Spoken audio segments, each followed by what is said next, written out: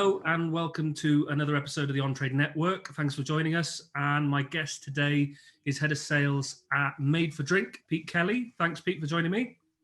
Yeah, hi, how you doing? You all right? Yeah, thanks. Thank you very much. And I've got some snacks here, courtesy of Pete and the team, that I'm going to be trying as we chat. So, which means I'm going to let Pete do most of the talking, actually, so that I can crack on. But if you wouldn't mind just giving everyone an introduction to yourself and where you've come from, that'd be great.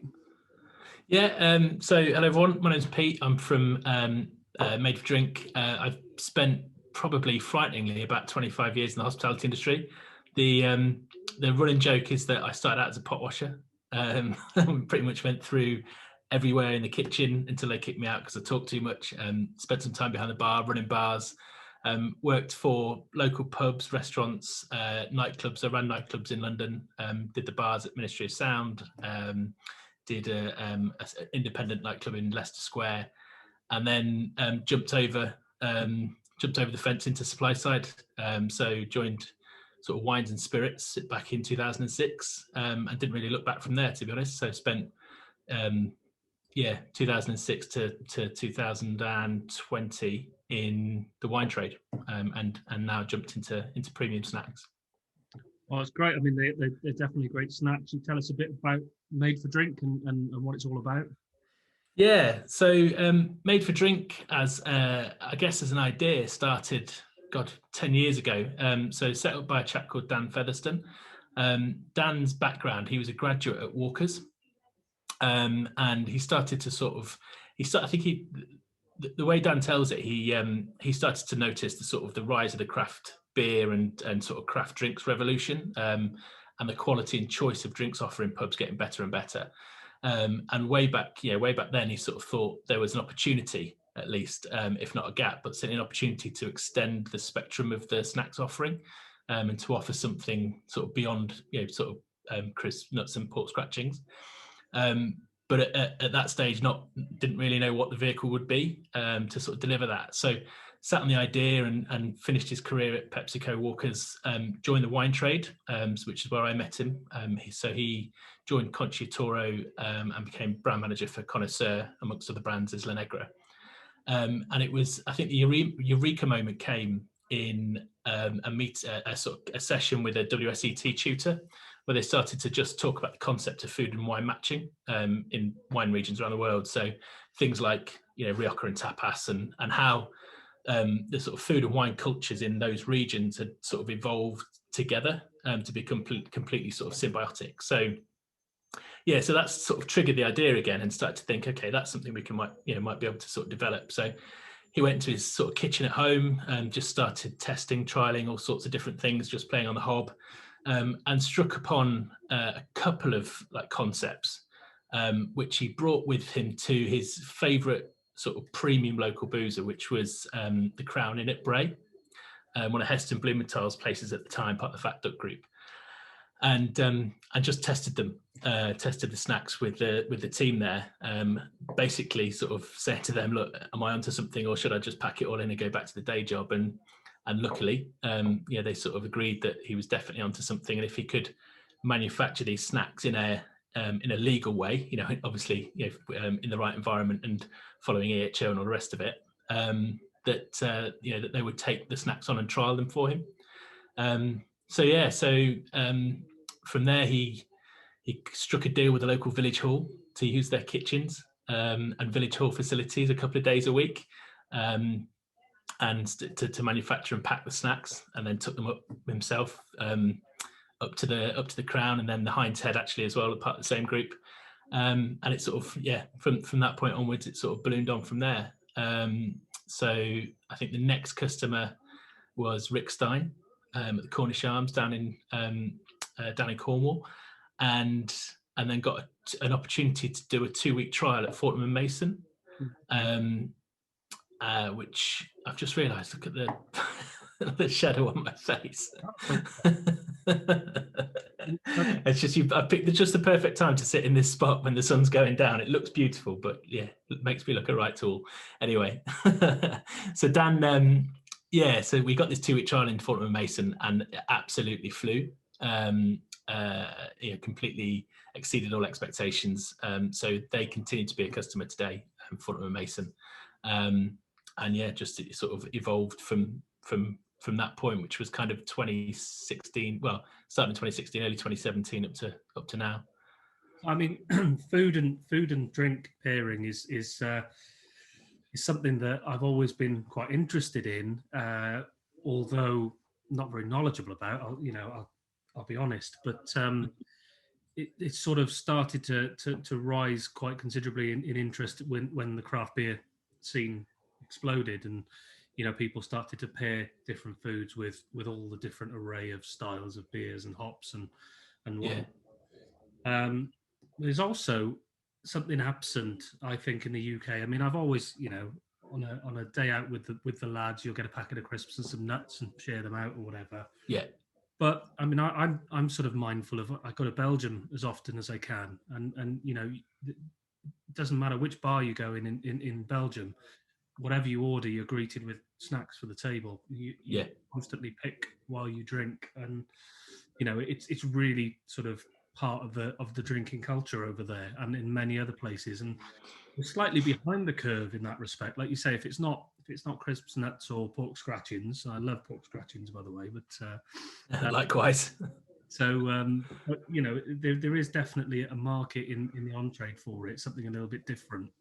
So I guess, I mean, we've seen a little bit of it in grocery and premium off-trade venues. What's the kind of landscape of where you guys are positioned now? Where are you in the on-trade so far? We're probably more balanced now than we've ever been. So if I go back, so I joined in February 2020. Sort of Dan sort of tempted me out of the wine trade career and into this sort of premium snacks business, and I joined gladly. I mean, it's such a brilliant business that Dan's built. I love the way that he's sort of gone about building the business as well, with specifically thinking about how to build a business for a better planet.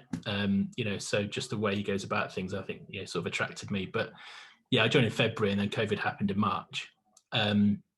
So at that time, 75% of our customer base was on trade. It's the sort of the channel and the environment where our snacks are, the sort of spiritual home for our snacks are. It's where, so we talk about this occasion and this moment, which is sort of the inspiration behind the business. And it is that moment, like you say, when you're in the pub and you've gone to the bar, you've got 4 pints, you're sort of dropping them back on the table, you've got a bag of crisps or nuts in your mouth, and you sort of break open the bag for the whole table to share. Yeah. That's a sort of a moment where people come together over food and drink, and that's a sort of like quite inspirational moment for our business. And the pub is absolutely the perfect environment for that occasion to take place. So we'd sort of Dan and the team had started to build up to the point where 75% of the customer base was on trade, and then COVID happened. And it was like everybody, not just as exclusively, but sort of really for a very, very short period of time, just took the wind out of our sails a little bit. So I guess what we were lucky at that point was that we did also have a couple of grocery listings at that stage. So we just started going with Sainsbury's from sort of late 2019. We just got sort of extended into Full Estate and Waitrose, and so that sort of helped us in the sort of early days of COVID, just in terms of bringing continuing to bring in orders. But where we are now, we've massively built our direct-to-consumer business. So our own Shopify online website. We've redesigned the snacks. All the packs are new. We've added some new snacks like the chicken salt fries, the tapas fries.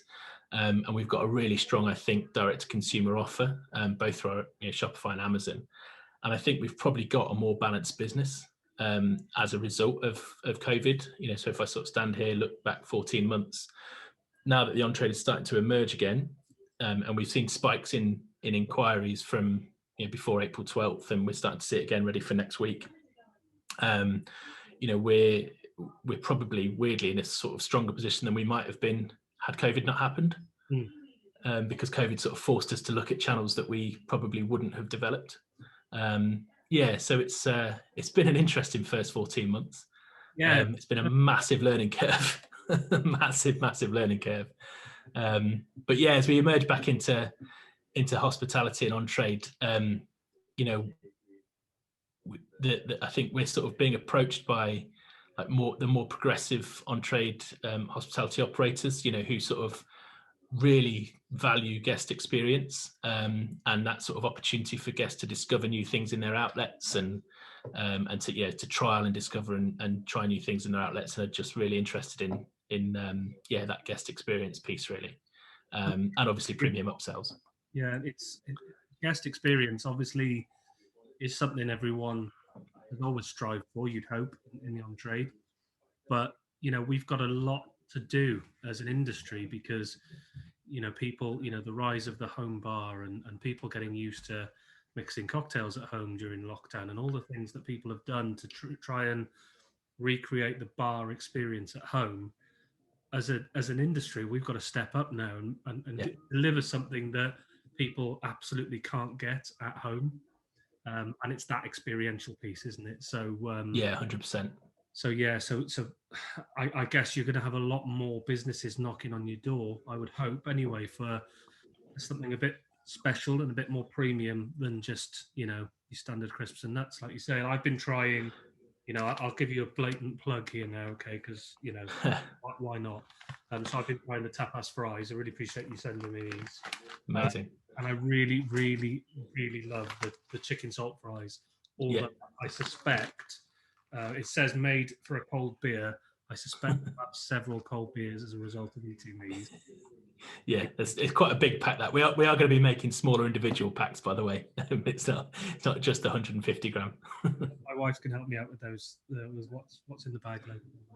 They go great with the gin and tonic as well, right? Oh, yeah, that's absolutely. So so I appreciate that. And it all looks great. So talking about the stuff that you've done during the pandemic, that it's the pandemic kind of forced you to do because of you had to make very quick decisions to make the business. Yeah. I've heard from a lot of people that the benefits of having that time. I know it's far from ideal, and I'm not suggesting anyone would prefer to be in a lockdown scenario, but actually it has helped a lot of businesses to go, right, how do we survive this? How do we, what are the things that we were going to do later that we've now got time absolutely to work on? And as a result, you should come out of this, you'll retain your on-trade business when it's all reopened, but you've got all those new branches of your business that should now be thriving as a result. And I think as well, a lot of the direct consumer and a lot of the off-trade grocery stuff heightens brand recognition for when people go into the bar then as well. Yes. There's people that I know who've built their were going to build their brands in the on-trade and then ended up having to build in the off-trade and direct consumer. Actually, they've got a great argument and story to go to pub companies and buyers and say, well, this is brand recognition. People will be expecting to see this in your venue as a result. So yeah, and I think like there has been a snacking revolution at home over the last 12 to 14 months. I mean, it's not just us. There are other premium snacks options, and I think that pretty much all of us have seen success through direct to consumer, and the real benefit of direct to consumer is that through Shopify and through Amazon and and other sites as well, where you partner up with people, you get direct insight.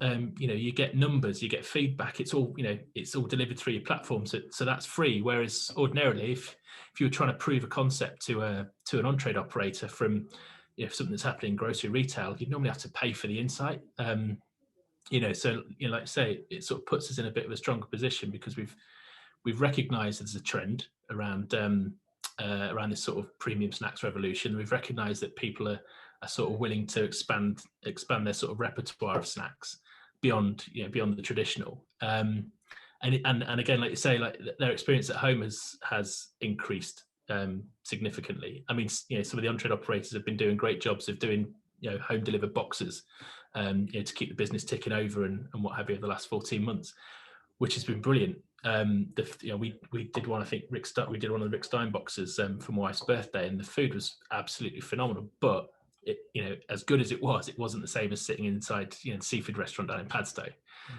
So there is still that there is still that thing about stepping across the threshold of a proper quality boozer or really really good restaurant, and experiencing everything sort of in the round. So I'm really optimistic. Like I said, I've been in the on-trade for the best part of 25 years. My family are involved. My dad worked in pubs. My uncle ran places. I've always been really, really optimistic about our industry and how our industry can sort of, what's the word? Like sort of just bring a bit of joy and happiness to people's lives. So I think there's a massive opportunity now that the pubs are open again, just to sort of make that point to people, and just as soon as they step back across the threshold, you've just got that one opportunity again, just to sort of say, yes, I remember why we came here in the first place. Yeah. It's something that, I grew up in pubs in one way or another. Back in a small rural community where I grew up, the pub was the hub of the community. Likewise, yeah. Absolutely, as it should be, and we've lost a little bit of that along the way as time's gone on, and coffee shops kind of took that space for a little while. But I think it's going to go back that way. So, for me, the passion started at an early age, and I always say, I've worked in sales. My whole career has been selling, and I learned my selling skills in a pub as a child, talking to grown-ups. That was where my skills came from. I grew up man and boy in the pub, and likewise.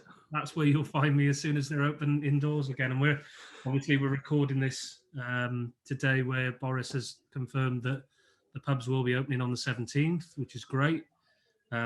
This will go online a little bit after that, when the pubs are hopefully thriving. So fingers crossed about the weather. We'll be looking back and thinking how wonderful it is that our pubs are open again. So plans for the future then for Made for Drink, more of the same?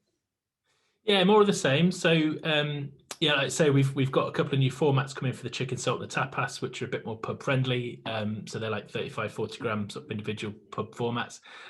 We've got a really exciting partnership actually with English Heritage. Okay.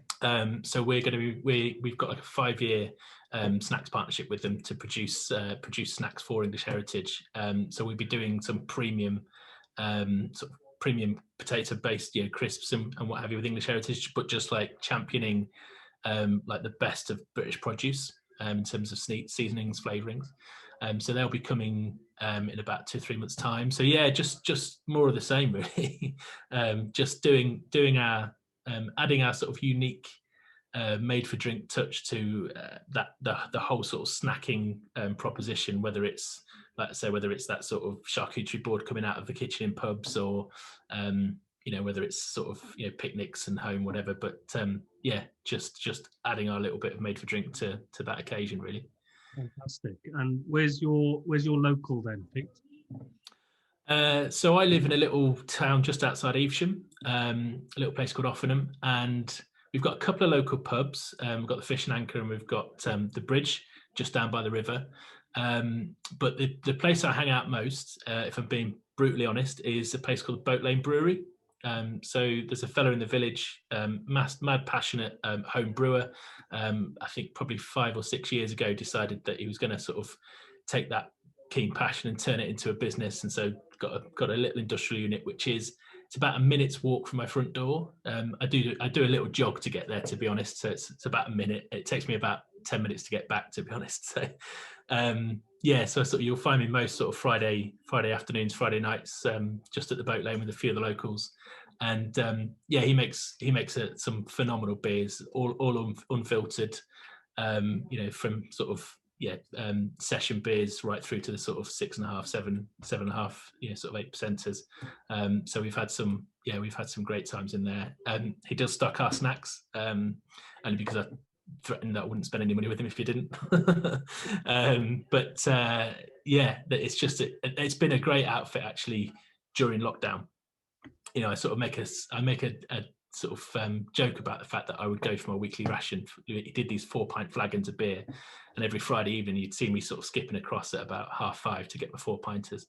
But that was quite important actually during lockdown, sort of just getting out of the house, seeing a different face, a friendly face, and sort of supporting and keeping a local business going really. So so it's just I cannot wait to be able to drink it back inside that place, because as many coats and umbrellas as we've got, the last week or so has been challenging with the rain and what have you. So yeah, it's been tough, hasn't it? I think a lot of businesses have done their very best to open in all weathers, but yeah,